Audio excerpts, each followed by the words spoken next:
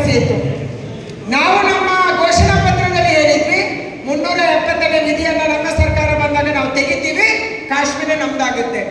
ಇವತ್ತು ನಮ್ಮ ಸರ್ಕಾರದಲ್ಲಿ ನಾವು ಯಾವುದಕ್ಕೆ ಹೋರಾಟವನ್ನು ಮಾಡಿದ್ವಿ ಆ 370ನೇ ವಿಧಿ ರದ್ದಾಗಿದೆ, ಕಾಶ್ಮೀರ ನಮ್ಮದಾಗಿದೆ, ಕಾಶ್ಮೀರದಲ್ಲಿ ಶಾಂತಿ ನೆಲೆಸಿದೆ.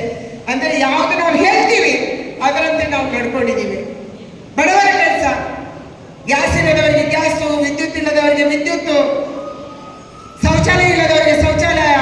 ಇವತ್ತು ಇಲ್ಲಿರುವಂತ ತಾಯಂದ್ರ ಮನೆಯಲ್ಲಿ ಯಾರಾದ್ರೂ BPL ಕಾರ್ಡ್ ಇದ್ರೆ ಕಳೆದ 4 ವರ್ಷದಿಂದ ಉಚಿತವಾಗಿ 5 kg ಅಕ್ಕಿ ಕೊರೋನಾ ಸಂದರ್ಭದಲ್ಲಿ ಬೇಳೆ ಸೇರಿ ಬಂದಿದೆ ಅಂತಂದ್ರೆ ಅದು ನೇರವಾಗಿ ಈ ದೇಶದ 80 ಕೋಟಿ ಜನಗಳಿಗೆ ನಮ್ಮ ನರೇಂದ್ರ ಮೋದಿ ಅವರು ಇವತ್ತು ನಿಮ್ಮ ರೇಷನ್ ಕಾರ್ಡ್ಗಳಿಗೆ ಕೊಡ್ತಾ ಇರುವಂತದ್ದು. ಜನೌಷಧಿ ಕೇಂದ್ರಗಳು, ಆಯುಷ್ಮಾನ್ ಕಾರ್ಡು, ನಮ್ಮ ರೈಲ್ವೆ ಒಂದು ಕಾಲದಲ್ಲಿತ್ತು. ನೀವು ರೈಲಲ್ಲಿ ಯಾರಾದ್ರೂ ಓಡಾಡಿದ್ರೆ ರೈಲು ಅಂದ್ರೆ ಗಮ್ಮು, ರೈಲು ಅಂದ್ರೆ ವಾಸನೆ, ರೈಲು ಅಂದ್ರೆ ತಿಗಣೆ, ರೈಲು ಅಂದ್ರೆ ಜಿರಳೆ, ಹಳೆ ಡಬ್ಬಗಳು, ರೈಲ್ವೆ ಸ್ಟೇಷನ್ ಅಂದ್ರೆ ವಾಸನೆ ಇದಿತ್ತು.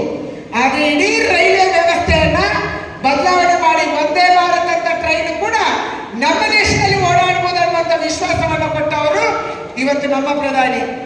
NH ಮಾಡಿದೀವಿ, ಗ್ರಾಮೀಣ ರಸ್ತೆ ಮಾಡಿದೀವಿ, IIT ಮಾಡಿದೀವಿ, IIM ಮಾಡಿದೀವಿ, ಏಮ್ಸ್ ಮಾಡಿದೀವಿ, ಮೆಡಿಕಲ್ ಸೀಟ್ ಜಾಸ್ತಿ ಮಾಡಿದೀವಿ, ಕೇಂದ್ರ ವಿದ್ಯಾಲಯ ಜಾಸ್ತಿ ಮಾಡಿದೀವಿ, ಬೇರೆ ಇಲಾಖೆಗಳಿಗೆ ನಾವು ಆದ್ಯತೆ ಕೊಡುವಂತದನ್ನ ಮಾಡಿದೀವಿ.